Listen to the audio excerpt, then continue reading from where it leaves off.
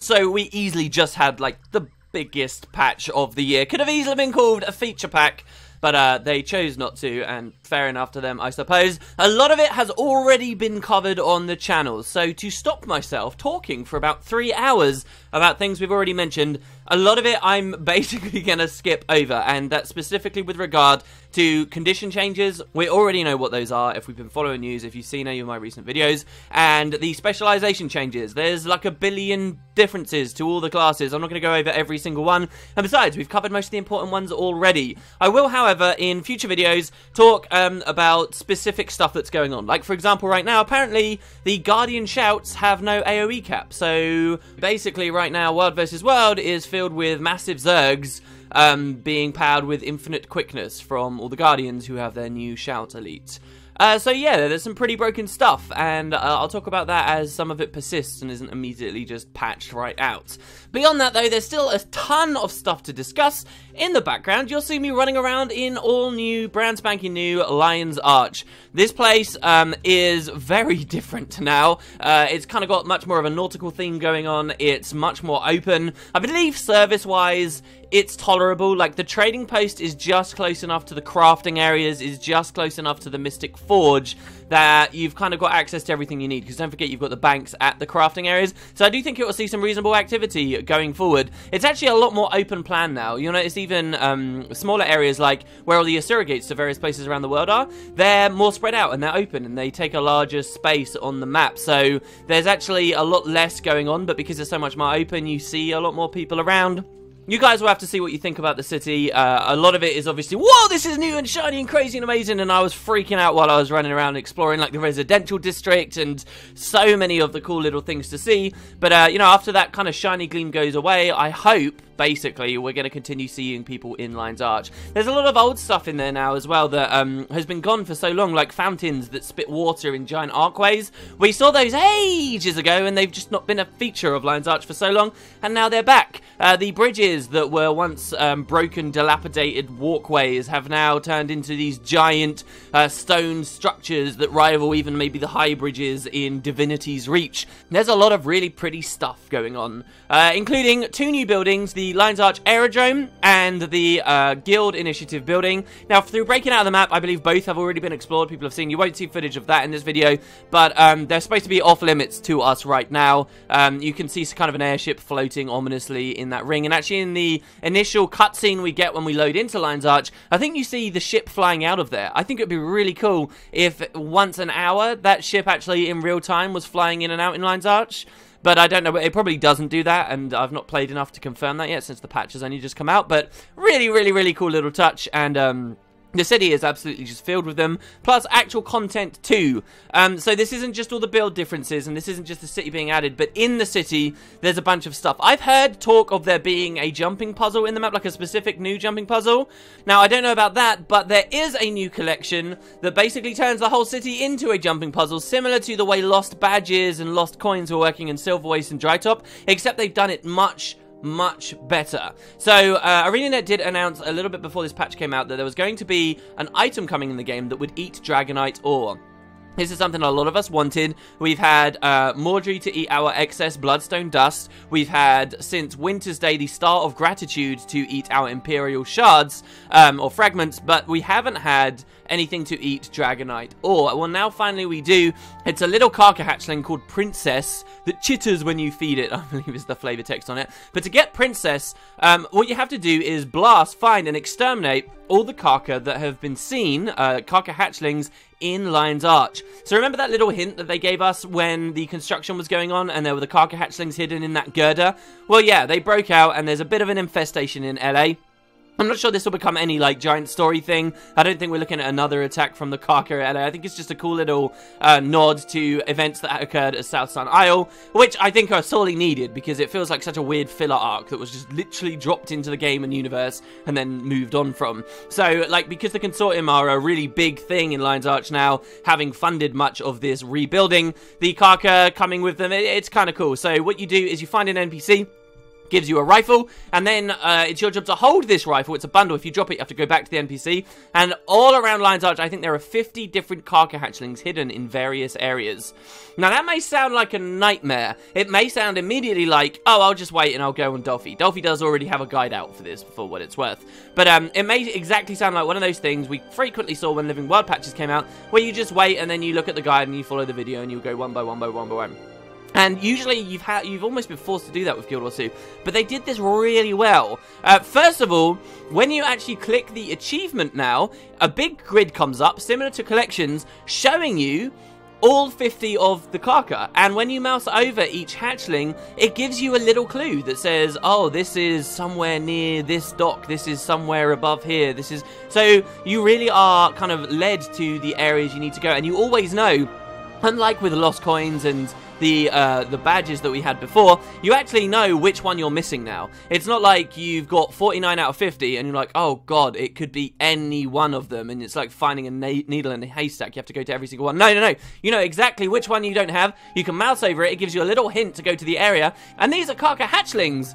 I am a player that uses the Karka hatchlings as my chosen mini-pet. It's one that I actually bound to my account, and these things make a lot of noise, guys. So you go to the area with a hint, you wander around, you try and figure out the clue it's given you, and then eventually, if you have your audio on, you might just hear that little skittering about, and you'll be like, ah, it's somewhere near here, and you're going to jump your way up and manage to find it and knock it out. So it's really well done. Probably the best version of this they've ever done. It's so good. I am feeling myself sad that all the old ones haven't been updated to have this kind of system, but we at least know that when Heart of Thorns comes out, all the new stuff in the future can do this, and it's actually really rewarding. For the first time, I would say it's more fun to do it in-game than it is to do it with Dolphy, like, at least for your casual player, because you get so much more guidance now, and if you go through with just one friend in Lion's Arch, you'll probably bond quite a lot just running around finding these things. So yeah, and your reward at the end, Dragonite or Eater, that's something we can all use. There is another achievement in the city. I haven't actually got this. Apparently Herotron's somewhere and you can get an achievement for talking to him, so I'm not exactly sure what's going on there. But there's a lot more. There's a lot more than just this Dragonite or Eater. Many of the NPCs have got new dialogue, and not just pressing F on them, so you can actually speak to them, of which there's a whole ton of dialogue out there. For example, the dungeon vendors have all been merged into just 2 different NPCs now instead of a whole row of them. Everyone pretty much is saying something new if you can talk to them. No one in the city has the same stuff they used to say. But also there's ambient dialogue too. We all remember the old Norn guy with his great savings. We all remember a lot of that classic old dialogue from LA. Well, there's a ton more now, and some of it's really, like, ominous, or seems to be maybe setting up for stuff in the future. Remember, guys, when we got the last patch for the Silver Waste, and we got that northern area, and we saw the Hylek, and the Hylek were talking about their beetles, and then it turned out to be a thing in Heart of Thorns, where they were mounting the beetles? Yeah, ArenaNet do set up little things, and there has to be, out of all this dialogue, all this ambient dialogue, there's something really specific that's hinting at a big thing in Heart of Thorns. But who can say what it is? There's a lot of interesting stuff just from what I've heard from my brief time in the city so far. There's a Char who I particularly enjoyed. He's basically complaining about the new layout and saying, oh, the old LA was way better, which is going to be quite nice for those players who really don't like the new LA. There's kind of an ominous conversation you hear where someone near the Mystic Forge is saying, wow, I've seen tons of adventurers throw weapons into this forge. Zomoros must have quite the arsenal by now. And you're like, oh, damn. Can you imagine, like, if Zomoros ever became an actual part of a story and he actually did have all these, like, these insane weapons at his disposal? That would be really fantastic. Consortium too. There was a conversation I overheard where the Consortium were actually talking about their boss and talking about kind of inner workings. There's loads of new Crichton written everywhere as well. Some of it's really easy to translate, like Lion's Arch Aerodrome. But then in the Consortium offices, someone on Reddit actually did a post where they translated everything that was written there, and it's all like quite funny quips about the way that the Consortium works. Actually makes them seem really lighthearted and kind and funny, actually, even though they're supposed to be something of a sinister organization. There's a crazy guy, someone tweeted me, this wide-eyed Miller, who is saying that Evan Nashblade has a twin brother called Tarvan, who he speaks to through telepathy. I don't know if that's a reference to something that I'm not getting, but it seems pretty nutless. So I'm not going to go over all the lore, but yes, there's an awful lot going on, and I would say, you know, not just because of the Karka thing, but because of this too, it's probably a really good idea to play with your game audio, and if you haven't for a long time, try it out. There's even new music in Lion's Arch, and it gives you that kind of really fresh, wow, it's like I'm exploring a whole new city experience. There were times, because I play with immersive combat mode, and I turned off my minimap, there were times for me where I'm wandering around and I'm like, I actually don't know where I am. With regard to old LA, I don't know where I am, like the residential area when I got to it. And that happened frequently. I was never exactly sure where I was with regard to the old map. That's a pretty fun thing. A couple of other points of note that I wanted to mention about New LA is the potential of expansion storyline taking place here. This first occurred to me when I spoke to an NPC in a small little bar or pub. And he recognized I was a member of the Order of Whispers. He took me into a secret room, and then from the secret room, I got ported directly into the Chantry of Secrets. So that seems pretty interesting. I don't know whether there's an equivalent for the Vigil headquarters or for the Dermot Priory, but that seems very interesting to me that now they've added these direct links there. And then from obviously where your order is, you've got that surrogate that takes you even to Fort Trinity. I'm not saying there's going to be all stuff or Fort Trinity stuff necessarily in the expansion, but it does seem interesting to me that they've done this, and there's a lot of areas like the Black Lion Vaults. Evan Nashblades, like, really set himself up with this incredible place. You go in there, you can see actual Black Lion weapons that are available for sale at the moment, laid out on pedestals in front of you, and when you walk up, that's where you buy it, so they're not all on one vendor anymore, and it's full of gold, and there's these vaults as you go deeper and deeper down. But when you get to the bottom, there's like another chamber down there where they're supposedly developing the next set of Black Lion weapons, but then there's another chamber beyond there that you can see in the distance, and it kind of goes deeper down. And it seems to me that these are perfect places for when the expansion comes out. Do we have to have the entire personal story in the jungle? I would really hope not. I hope that there's personal story, depending on your race, that takes place back in your home cities and takes place here in Lion's Arch too. And so as I was exploring this, added a whole other layer to me. I was like, oh wow, we could get actual quests and stuff going on here. Personal story steps at least, and that's a very fun thought to me also. So, let's talk about some other stuff. That's LA. I could talk about it forever. You got the footage in the background. What else changed? Well, we had specializations, as I say. We had tons of build differences. I was actually umming and ahhing for a long time. I almost did a video first on my new Elementalist build. I'm trying in an Incineration Ellie, which is a Condi Ellie that uses burning. And it's pretty damn strong. I've managed to get a 13,000 damage tick on one tick of burning. So it goes like 9k, 11k, 11k, 11k, 13k, 11k, 11k, and then it starts dropping again, but we'll ignore that bit. So it's pretty cool, and I really want to show that off to you guys, so that'll probably be in the next video, and that's why you can see Liz is looking all fiery and stupid in this one. Needless to say, there's a lot of new things you can do. I'm not sure the state of world bosses right now. It seems from the changes at least that world bosses would be really easy to kill now with Condi. World versus world has obviously changed a lot because of like this Guardian bug at the very least, and probably a lot of other reasons too. But one thing I really do want to point out for you guys is TPVP. If you never structured PvP'd, if you used to do it and you haven't done it for a long time, now, I would say, honestly, this week, before, like, some kind of a meta settles, this is probably one of the most fun times you will have. As someone who gets bored of meta or just kind of wants to go completely wild and invent something for yourself and go in and play, now is the time to play PvP. This is going to be a really, really fun situation. It's like a primordial ooze. There's going to be tons of builds out there, all kinds of crazy concepts, and everyone's running them. Everyone's trying out different things. People are trying to settle into what's fun, what's good.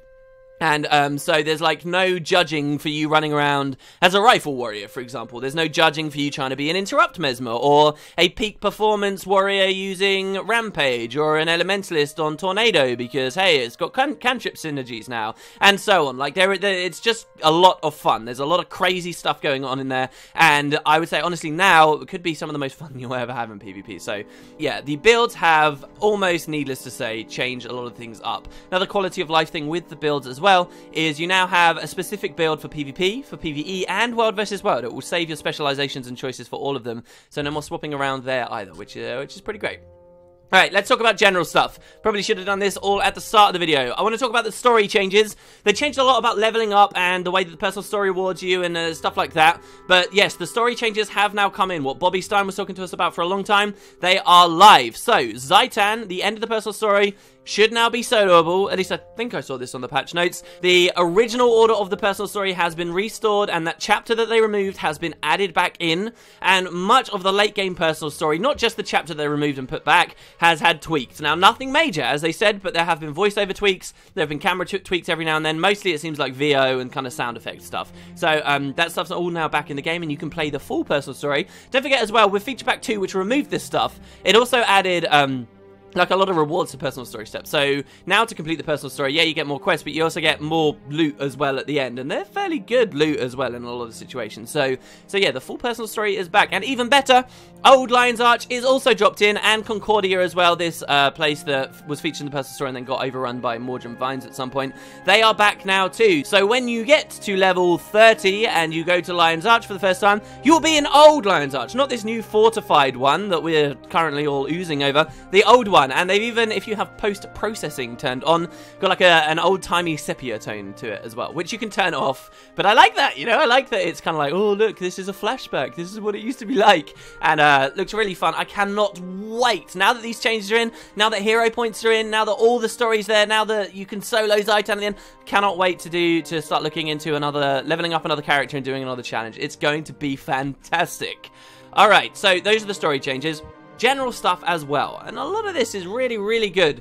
In no particular order, I've got you'll no longer be kicked out when you log out, say in the Royal Terrace, and you log back in. People are used to getting kicked out, and this made the airship like so much worse than the Royal Terrace, because with the Royal Terrace you could just then kind of walk back in, but the airship you then have to double click the ticket again, probably go through another loading screen, it just sucked. Well, you won't get kicked out now on log out or log it in, so those suddenly became an awful lot more useful, and I might find myself on my airship a little bit more.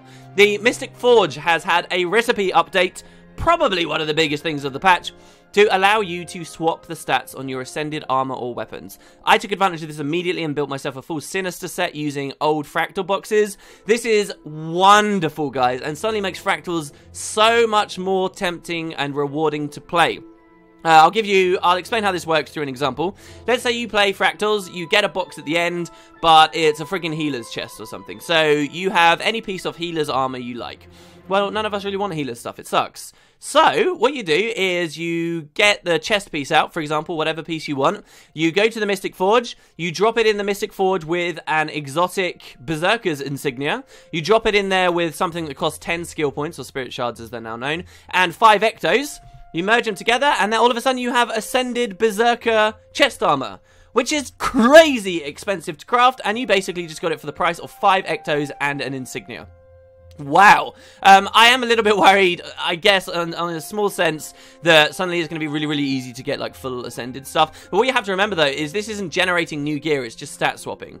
And because of this, if they eventually push the game into a place where we're incentivized to run lots of different types of stat gear, then people are still going to have to craft that Ascended stuff in the first place, or do it through Fractals, which not everybody can do, because they do get kind of challenging, especially if when Heart of Thorns comes out, they update Fractals, they update the rewards with the friggin' masteries associated and stuff. It looks like they're going to be doing that, and we could be in a really, really, really good place. So for now, though, fantastic stuff, and you can do this for weapons or armor. You can use this to get all of the weapon skins unlocked, like all the Ascended varieties of colors, just by swapping and swapping and swapping. The one drawback is it doesn't, because of the Mystic Forge, it won't save your upgrades. So if you drop that healer's chest in and it had a scholar rune on it, the Berserker's chest you get out will not have a scholar rune on it.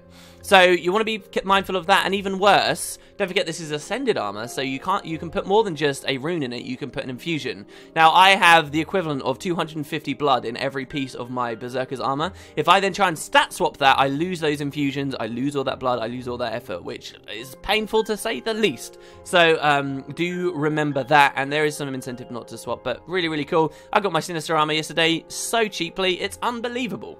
Another really awesome general change is the ground target maximum range lock. What does this mean? Well, if I try currently to cast Meteor Shower or Lightning Flash, okay, let's use Lightning Flash as the example, outside of 900 range, which is how far away it can be cast, the reticle turns red, and if I try and cast it over there, it says out of range and cancels the skill. Well, if you turn this option on in your general settings now, it won't go all the way far enough away to be red. It will lock at the maximum range of 900, and even if I click miles away, it will put me as far away as it possibly can. So now, it's actually going to be a lot easier with skills like Lightning Flash. Say I get knocked down, say I'm about to get blown up, I can just quickly swing my mouse cursor ages away and click, and I will still move. The game will still teleport me away. It will just teleport me only the 900 range.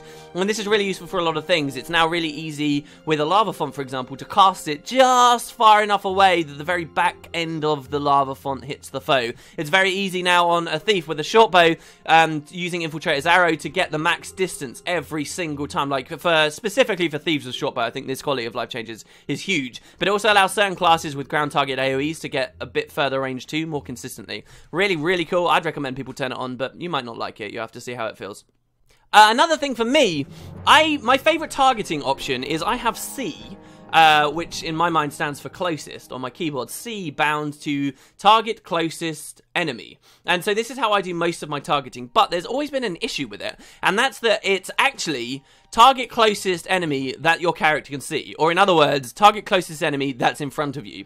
And so if your closest target was behind you and you pressed C, it wouldn't actually target them. But even worse, because they are actually your closest target, it wouldn't even target the next closest person to you who does happen to be in front of you. So it was always really clunky and annoying. This was like so frustrating to me. They fixed that. They say it was a bug and it's been fixed. So now target closest is like really good, really strong, and this has improved my gameplay and my fun in the game like tenfold. It doesn't feel very clunky anymore to play the game, which is wonderful.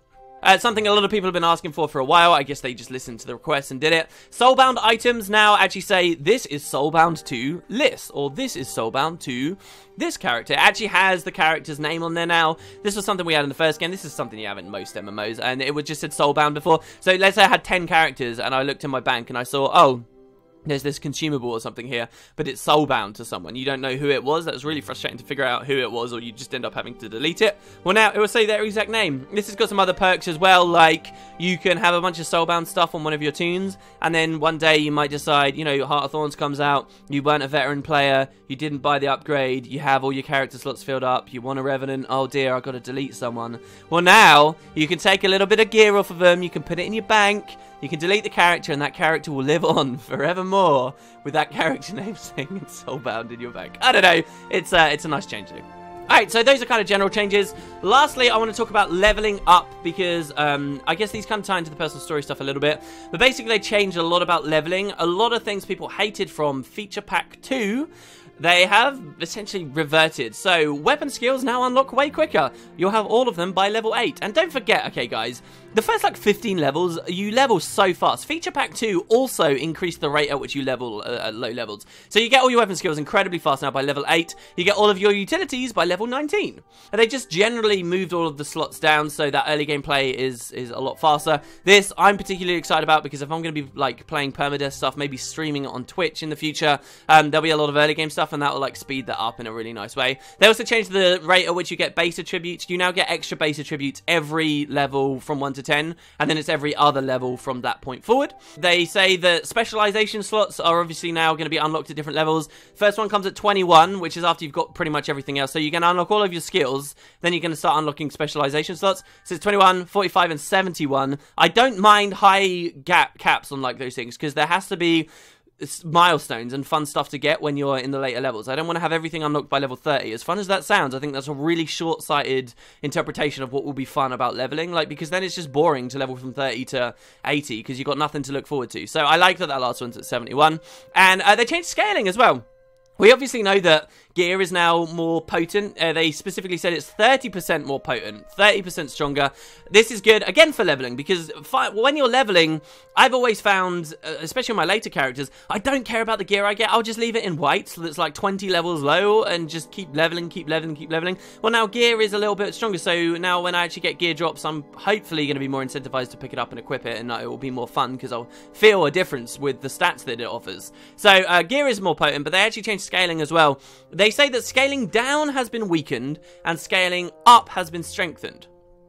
Okay, so I haven't played any dungeons just yet, but for the scaling down, it could sound like they're saying, oh, we don't scale you down so harshly anymore, but what it actually means is you are weaker while scaled down. This is really important. ArenaNet made a huge mistake with the ferocity change a while ago, where ferocity wasn't scaling properly, and essentially they made it so that all areas in the game below level 40 or so were ridiculously easy. Specifically the dungeons. People never used to run, like in casual LFGs and pugs, people never used to run ACP2. Why? Because most people didn't have the DPS to kill the boss super quickly and it was annoying. Then the ferocity change hit and every single boss in CM, AC, even TA to an extent melted. When you were low scaled, you were just way too strong. So this looks like they're trying to address that. I've not actually ran any dungeons for myself, but apparently precision's been affected in a big way and we're just generally a bit weaker in those low level dungeons, and hopefully they'll come back to the balance they were at launch, which is important because the way we had it before this patch